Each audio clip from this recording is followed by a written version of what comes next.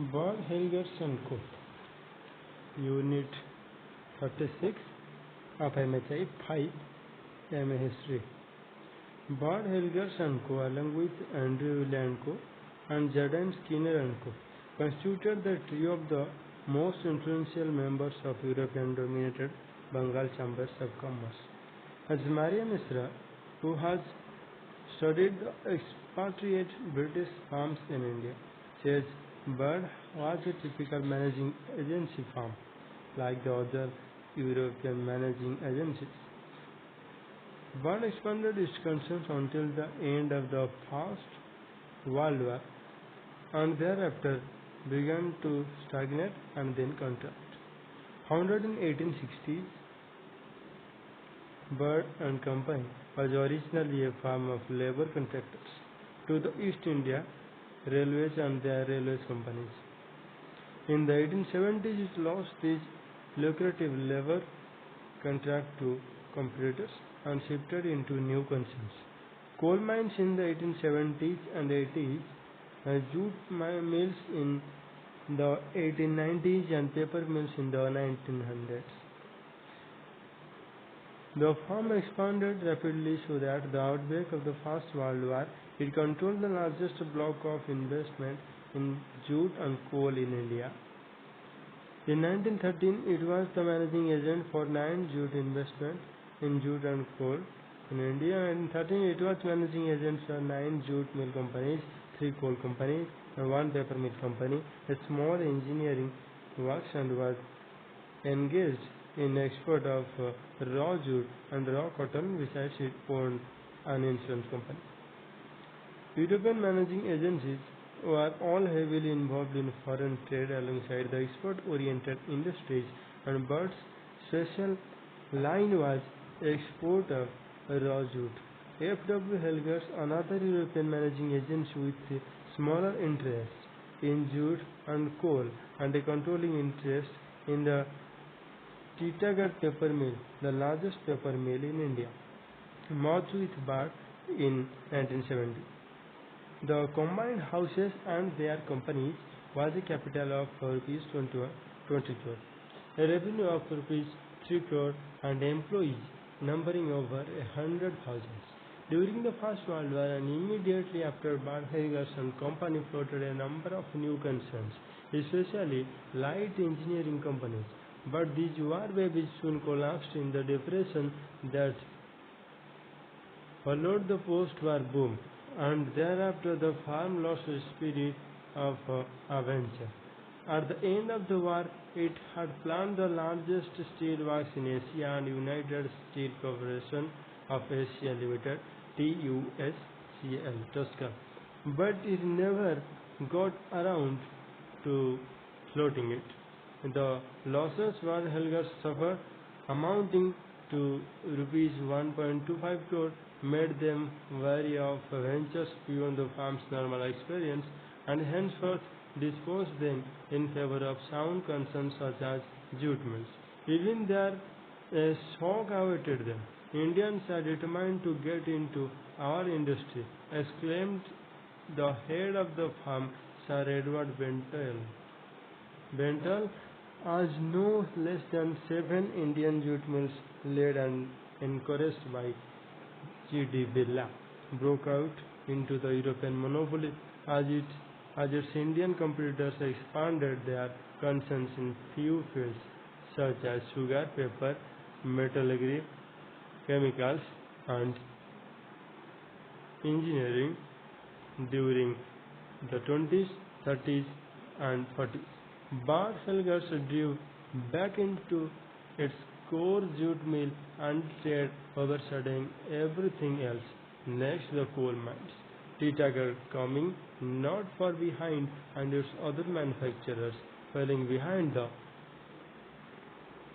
burgeoning concerns of the Indian managing agencies that rose from the bazar. Next is Birla Brothers. Like Birla, Heilgers and Co., Birla Brothers Limited was also an industrial managing agency, and like Birla, Heilgers, Birla Brothers was at the same time involved in the trade heavily. While Birla, Heilgers stagnated after 1919, Birla Brothers formed in 1919, expanded rapidly. The Marwari firm, they were Maheshwaris from Pilani in Rajasthan, with capital of rupees 50 lakh at the start, grew out of earlier family concerns, namely Srinivasan Baldevdas, Bombay 1879, Baldevdas Jugal Kesar, Calcutta 1903, and Ghanshyam Das Murlidhar, Calcutta 1911. Shivnarayan and Baldev Das were respectively the grandfather and father of Ghanshyam Das, and G.D. Birla, the founder of Birla Brothers, and Jugal Kishore was G.D.'s elder brother. The family rose out of an obscure position in the Bazaar. The first known ancestor said Shivnarayan's father, Shobharam, G.D.'s great-grandfather, was the clerk of Marwari farm of Hyderabad. He was posted in the desert town of Nawalgarh in Rajasthan on a salary of rupees 10. Shivnarayan, who for his part and a retail shop in Pilani, migrated to Bombay in 1857, and there he became a set speculating in offering in partnership with his son Baldevdas.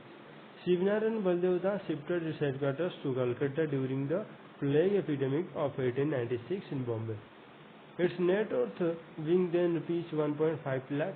In Calcutta, the Birla firm, under a new partnership called Baldevdas Jugal Kesar, speculated in opium and then began trading in opium, silver, grain, linseed, Manchester cloth, and Japanese cloth.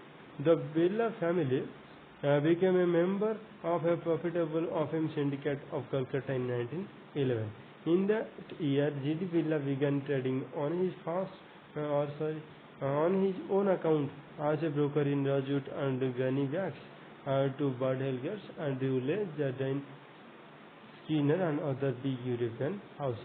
With the outbreak of First World War, the Birlas reputedly grew from a party worth rupees 20 lakh to a party worth rupees 80 lakh, thus providing themselves with the capital to enter industry under G.D. Birla's leadership. The wartime profits they made were derived principally from two sources: speculations on silver prices, Baldevdas Jugal Kesar, and trade in raw jutes, jute fabrics, jute sacks, Ghanshyam Das Murlidhar. At the end of war, the Birlas were second only to the European firm of Raleigh Brothers in the export of raw jute. In 1991, the Birla family concerns were consolidated under G.D. Birla as a modern firm of Birla Brothers, which, while carrying and trade at the same time, thrust into the jute mill company in 1919, started production in 1920, and in the same year, a cotton mill was acquired in Delhi. In the 1930s, the newly protected domestic market encouraged G.D. Birla to set up country sugar mills and paper mills. Bharat Sugar Mill Limited in Saran, Bihar, 1931. New Swadeshi Sugar Mills Limited in Champaran, Bihar, 1931. Awadh Sugar Mills Limited in Sitapur, Uttar Pradesh, 1932. Upper Ganges Sugar Mills Limited in Bijnor, Uttar Pradesh, 1932. Next is New India Sugar Mills Limited in Darbhanga, Bihar, 1933. Orient Paper Mills Limited in Manjinagar, Odisha, 1936. And Sirpur Paper Mills Limited in Hyderabad, 1938. Finally, the Birla Group extended their operations from manufacture of consumers' goods to the production of capital goods. On the eve of Second World War, G.D. Birla pioneered the Textile Machinery Corporation, Texmaco, with a paid-up capital of rupees 1 crore, and then in 1942, he floated the Hindustan Motors Limited with a rapid-up capital of rupees 4.96 crores. Actual production of textile machinery, however, began because of wartime difficulties in 1946, and motor cars were not assembled because of the same reason before 1947. On the eve of independence, the share capital of Birla Group amounted to rupees 24.8 crores. At the end of Second World War, and especially after independence, the European managing agencies passed one by one into the control of Indian managing agencies, especially big Marwari houses. In the technologically more complex industries that now sprang up There were tie-up arrangements between the Indian managing agencies and the big multinational companies which entered the field. Independent India inherited from the colonial period a strong indigenous business class, and these were the two business houses prior to independence of India. Now it's over.